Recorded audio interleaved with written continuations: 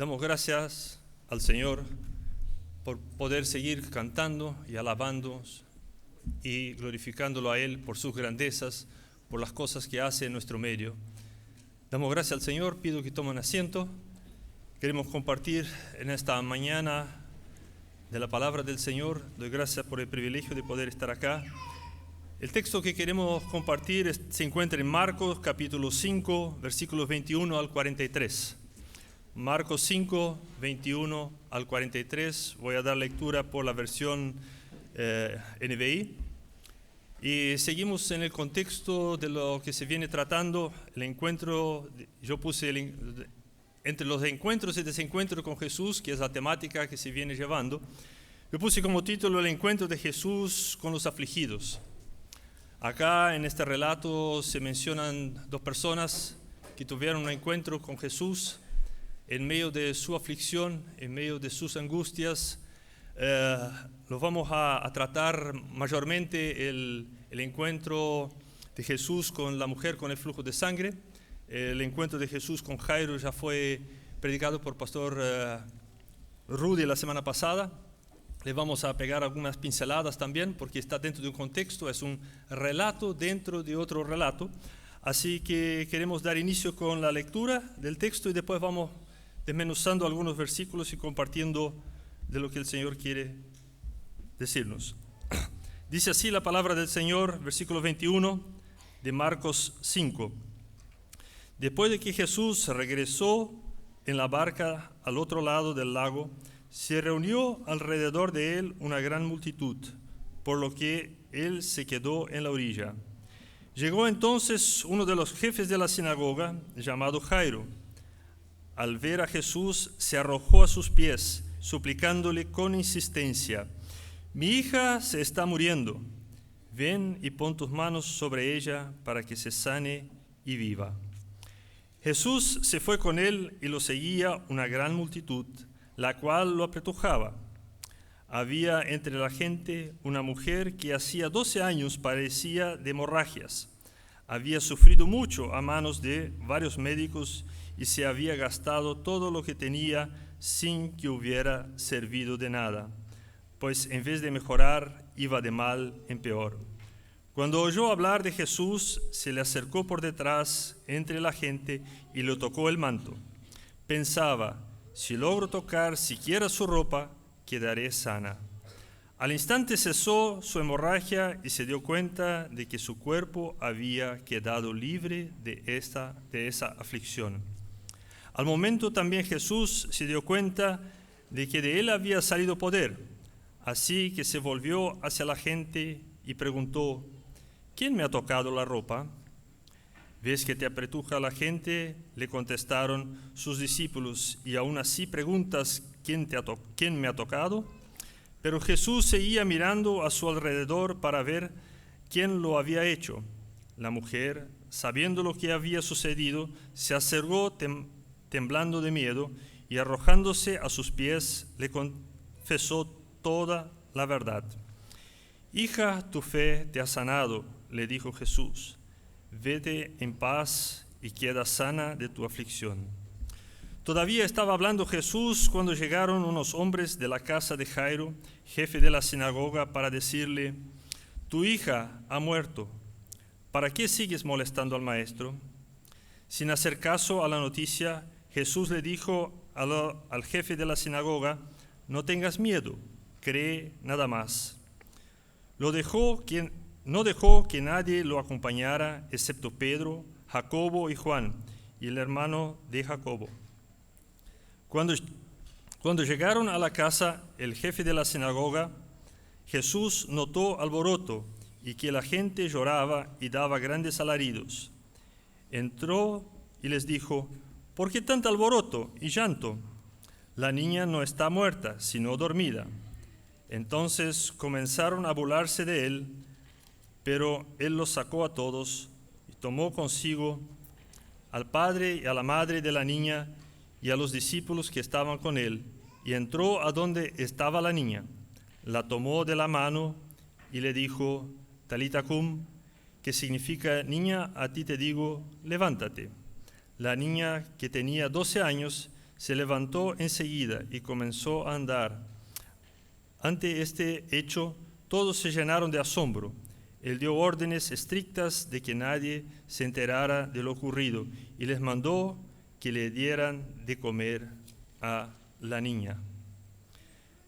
Este relato se encuentra también en Mateo y en Lucas. Yo elegí el de Marcos por un tema personal. Vemos que acá Jesús se encuentra con estas personas en aflicción, pero Jesús venía, ese texto, este relato está dentro de un contexto, venía regresando del otro lado del lago de Galilea, en el cual había expulsado los demonios o la legión de demonios del endemoniado gadareno, que es un relato anterior, en lo cual los demonios pidieron permiso para entrar en un atado de cerdos, una manada de cerdos, y ellos se precipitaron por el precipicio al lago. Entonces las personas de aquel lugar, asombradas con esto, y los comerciantes que vieron cómo se perdiera su ganancia, pidieron a Jesús que se fuera. Así que en ese contexto Jesús regresa al otro lado del lago y se encuentra nuevamente con una multitud. Es el primer encuentro que tiene Jesús en este relato, y es con la multitud. Dice el versículo 21, después que Jesús regresó en la barca del otro lado del lago, se reunió alrededor de él una gran multitud, por lo que él se quedó en la orilla. ¿Cuál es la relación de Jesús con las multitudes? Vemos otros relatos donde Jesús también está cercado de mucha gente. Jesús ya era conocido por los milagros que hacía, conocido por sus enseñanzas, conocido porque también alimentaba a las personas.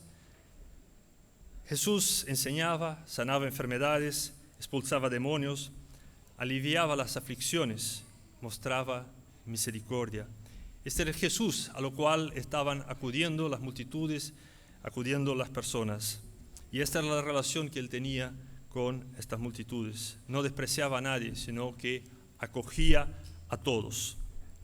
Pero llega el versículo 22, llegó entonces uno de los jefes de la sinagoga llamado Jairo. Al ver a Jesús se arrojó a sus pies. Jairo era uno de los jefes de la sinagoga. Se cree que podría haber sido la sinagoga de Capernaum por ser más grande. Normalmente las sinagogas tenían un jefe que era el que administraba la sinagoga, porque la sinagoga no era solamente el lugar de reunión, digamos, para el estudio de la Torá o de los profetas, sino que también era un lugar donde se hacían negocios, donde se hacía vida social, y había un encargado de organizar todo esto, y ese era uno de los jefes de la sinagoga. Una persona, podemos decir, de renombre en medio de la sociedad de aquella época, en aquel lugar. Pero vemos que Jairo tiene un motivo muy especial para humillarse de tal forma, llegar y tirarse a los pies de Jesús. Dice así, suplicándole con insistencia, mi hija se está muriendo, ven y pon tus manos sobre ella para que se sane y viva. Esta era la tremenda aflicción que tenía Jairo. No voy a seguir mucho más con Jairo, pero sí quería ilustrar esto, porque este sentimiento de aflicción de Jairo, yo pienso que solo se puede entender cuando uno lo vive. Y quiero dar testimonio acá de esto. O sea, a mí me pasó algo semejante. Mi hija mayor, Grace, recién había nacido. Estábamos en la clínica en su primer día y de repente deja de respirar. Empieza a ahogarse. Estábamos en la habitación con mi esposa, creo que estaba mi suegra también, no recuerdo muy bien, ya hace 25 años. Y resulta que mi hija primero se pone roja, después azul. Yo salgo despavorido, corriendo por los pasillos buscando ayuda de un médico, una enfermera. Finalmente encuentro una enfermera. Ella viene corriendo conmigo a la habitación y yo pienso que le iba a hacer algún procedimiento. Ahí no, se la toma en brazos y se la lleva a neonatología. Yo corría de atrás de ella y llego hasta la neonatología donde se me cierra la puerta y no puedo entrar. Lo único que clamaba yo en ese instante es: Señor, salva a mi hija. Señor, salva a mi hija. Así que puedo entender un poco esta aflicción que sentía Jairo. En este momento uno es capaz de entregar todo lo que uno tiene, todo lo que, y hasta a veces su propia vida, por la vida de su hijo. Doy gracias al Señor que el Señor escuchó mi clamor. Tengo acá a mi hija hoy sentada, 25 años después, sana y salva. Doy gracias al Señor, porque así como el Señor acudió y atendió la oración de Jairo, también atendió mi oración en este momento, mi clamor por la vida de mi hija, que no podía respirar. Después me dijeron que le sacaron las flemas que habían quedado adentro, le metieron unos tubos y gracias a Dios está con nosotros. Así que este era el nivel, un nivel de aflicción indescriptible que yo pienso que uno solo puede entender cuando lo vive. Jesús, ¿qué hace? Va con Jairo. Jesús se fue con él y lo seguía una gran multitud, la cual lo apretujaba. Eso está en el versículo 24.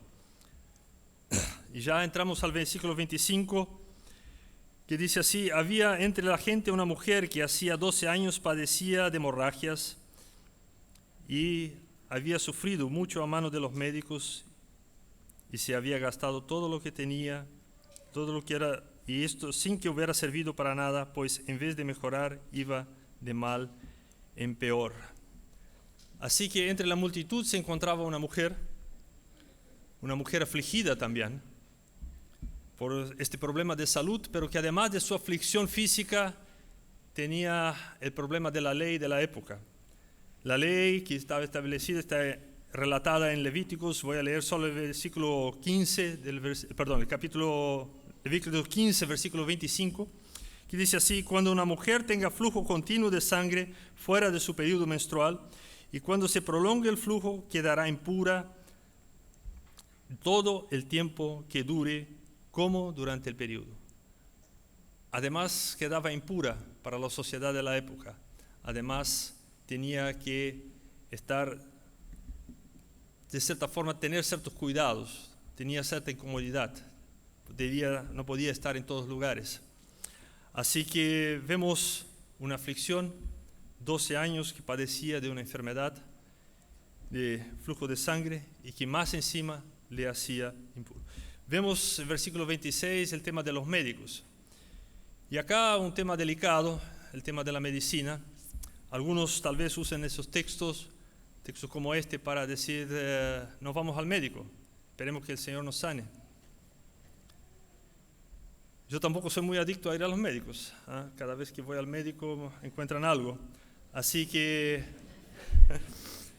pero bueno, doy gracias a Dios por los médicos, porque el Señor también usa instrumentos como la medicina en nuestros días y la ciencia para bendecir a los suyos. No solamente a los suyos, sino que a todas las personas. El modo de pensar de que la medicina no es necesaria, de que algunos piensan que es consecuencia del pecado, de que la depresión para los creyentes no existe, el creyente no puede estar deprimido, debe vivir de victoria en victoria. Esta forma de pensar puede llevar a graves consecuencias, porque sí nos enfermamos, porque sí nos deprimimos, porque sí sufrimos consecuencias en nuestra salud.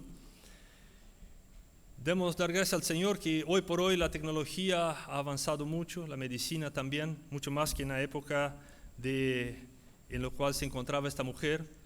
Damos gracias que hoy tenemos equipos que nos pueden hacer diagnóstico temprano, tenemos una expectativa de vida mucho más alta de lo que tenían nuestros ancestros, tenemos también muchos más recursos y mejor calidad de vida en muchos aspectos.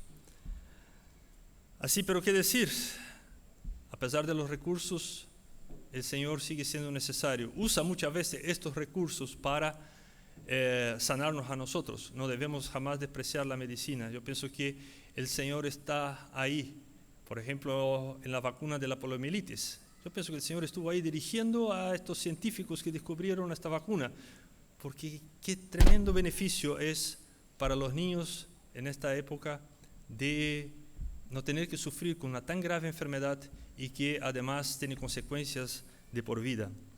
Así que damos gracias al Señor por la medicina, pero también hay casos como este de esta mujer y que existen también en nuestros días, en los cuales los médicos no encuentran la solución. Y uno se entra a pensar en estos momentos, años luchando con alguna enfermedad, se cuestiona, ¿faltará fe? ¿Será consecuencia de algún pecado? ¿Será que no me merezco ser sanado o sanada? ¿O por qué a mí? Son las preguntas que nos podemos estar haciendo. Pero también tenemos relatos en la Escritura del apóstol Pablo, el tremendo apóstol Pablo, el cual también tenía una enfermedad. Se la pidió al Señor que se la quitara y el Señor dijo, bástate mi gracia. Y se murió con esa enfermedad el apóstol Pablo. Timoteo también tenía problemas estomacales y Pablo le tiene que aconsejar, tómate un poco de vino con la comida por causa de tu debilidad del estómago. Así que grandes personajes que hemos relatado que también tenían debilidades con algunas enfermedades y que en algunos casos el Señor ha sanado y en otros como estos que he mencionado no lo ha hecho. El Señor, nosotros asumimos como que la superioridad de la voluntad del Señor. El Señor tiene un propósito para cada caso. Así como se sigue, como el pastor Rudy ha predicado la semana pasada, cuando Jairo se encontraba en el auge de su angustia, cuando ya no había esperanza, porque le vinieron contando que su hija había fallecido, dice, solo sigue creyendo. ¿Qué le pedía Jesús a Jairo? Solo sigue creyendo. Y la palabra del Señor siempre nos tiene consuelo, siempre nos tiene esperanza. O sea, siempre cuando hay alguna dificultad, el Señor siempre encuentra, por lo menos a mí me pasa, cuando ando pasando por alguna dificultad, de alguna o de otra forma me llega una palabra de esperanza. No sé cómo el Señor lo hace, pero lo hace. Romanos 8:18 dice, de hecho considero que nada se compara a los sufrimientos actuales con la gloria que habrá de revelarse en nosotros. Aunque nosotros acá convivamos con enfermedades, con dolencias, con aflicciones, tenemos la viva esperanza de que un día, al estar en su presencia, todo esto habrá pasado. Veamos el versículo 27. Dice así, cuando oyó hablar de Jesús, se acercó por detrás entre la gente y tocó el manto. Pensaba, si logro tocar siquiera su ropa, eso ya el versículo 28, quedaré sana. Al instante, versículo 29, cesó su hemorragia y se dio cuenta de que su cuerpo había quedado libre de esta aflicción. Vemos que cuando los médicos no han podido hacer nada, el Señor sí lo pudo hacer. Finalmente quedó libre de una aflicción que le seguía por 12 años. Imagínense todo el tiempo en que ha luchado con esta enfermedad. Pero el versículo 30 sigue el relato, dice, al momento también Jesús se dio cuenta de que había salido poder, así que se volvió hacia la gente y preguntó, ¿quién me ha tocado la ropa? Jesús hace un alto en el camino. Hay una urgencia que atender, pero no por eso está demasiado ocupado para atender a otra necesidad. El Señor no está demasiado ocupado para atenderte a ti, a cada uno de nosotros, cuando llegamos hasta Él con nuestras necesidades. Quería conocer quién era la persona que tenía tal fe que hizo con que de Él saliera poder. Jesús se interesa por las personas, estaba interesado en conocerla, independiente de su género, condición social. Jesús estaba dispuesto a tocar al leproso, a identificarse con él. Nadie lo hubiera hecho, todos se alejaban de los leprosos, pero Jesús sí, porque se interesaba por las personas, quería el bienestar de estas personas. Y acá quería conocer, aunque quién era la persona que lo había tocado. Versículo 31 dice así, ¿ves que te apretuja la gente? Contestaron sus discípulos, y aún así preguntas quién te ha tocado. había mucha gente alrededor de Jesús. Estaban físicamente ahí alrededor.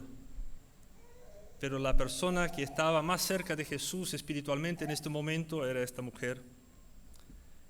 Muchos andaban cerca. Y muchos andan cerca de Jesús hoy día. Pero no están unidos con Él por medio de la fe, así como estuvo esta mujer. Porque creer en Cristo es una decisión personal, independiente de los que están a nuestro alrededor. La mujer tomó esta decisión, tomó la decisión de poner su fe en Jesús. Y Jesús le responde a través de su poder, sanándola. Para mis estudiantes de la escuela dominical, el concepto de fe, Hebreos 11:1, tiene este relato. Dice, ahora bien, la fe es la garantía de lo que se espera, la certeza de lo que no se ve. Versículos 32 y 33.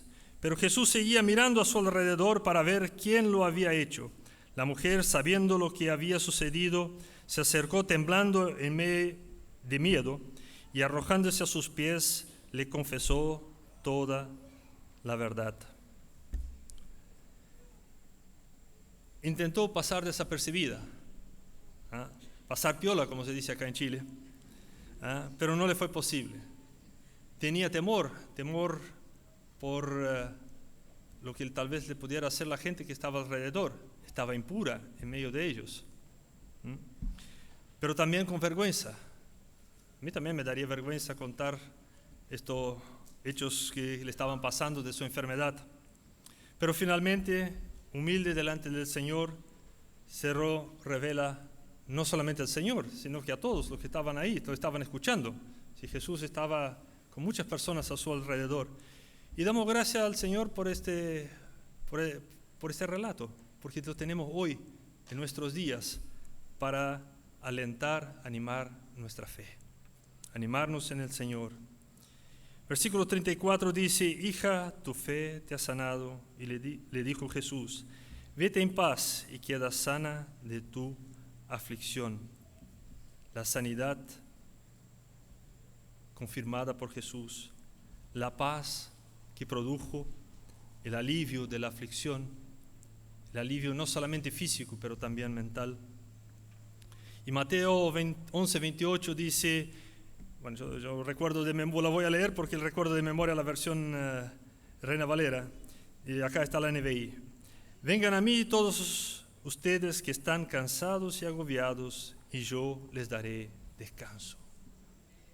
Vayamos a Jesús con nuestras dolencias, nuestras aflicciones, y Él nos podrá dar descanso de la aflicción, dar alivio, darnos paz. Pero sigue el relato, no lo voy a seguir mucho más, eso ya fue predicado el domingo pasado. Todavía estaba hablando Jesús cuando llegaron unos hombres de la casa de Jairo, jefe de la sinagoga, para decirle, tu hija ha muerto, ¿para qué sigues molestando al maestro? Versículo siguiente, 36, dice, sin hacer caso de la noticia, Jesús le dijo al jefe de la sinagoga, no tengas miedo, cree nada más. Y acá termino con el relato que pide Jesús de Jairo en este momento de mayor aflicción, de desazón. Ya lo decía el pastor Rudy la semana pasada, cree nada más. Jairo también ve recompensada su fe por la resurrección de su hija. ¿Qué pide el Señor de ti? Cree nada más. De ahí parte todo, cuando nos disponemos a creer en Él. Y ahora, para ir concluyendo, acá vemos una fe genuina de dos personas, Jairo y la mujer de flujo de sangre, impulsada por la necesidad, por la aflicción. ¿Dónde vamos con nuestras aflicciones? Yo me hago siempre una serie de preguntas para que reflexionemos y que las cuales tengo que reflexionar yo también. ¿Dónde vamos con nuestras aflicciones? ¿Dónde vamos cuando ya no hay solución?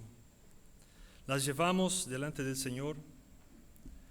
A veces el Señor usa aflicciones para que nos acerquemos a Él, pero otras veces no. Estamos en medio de las multitudes, merodeando cerca para ver lo que pasa, como espectadores de los acontecimientos. Pero Jesús no quiere que seas solamente espectador de los acontecimientos, quiere que seas protagonista de un encuentro personal con Él. ¿Qué podemos encontrarnos qué podemos encontrar o qué encontraron ellos cuando se encontraron con Jesús, cuando tuvieron ese acercamiento a Jesús? Encontraron misericordia, sanidad, alivio, paz.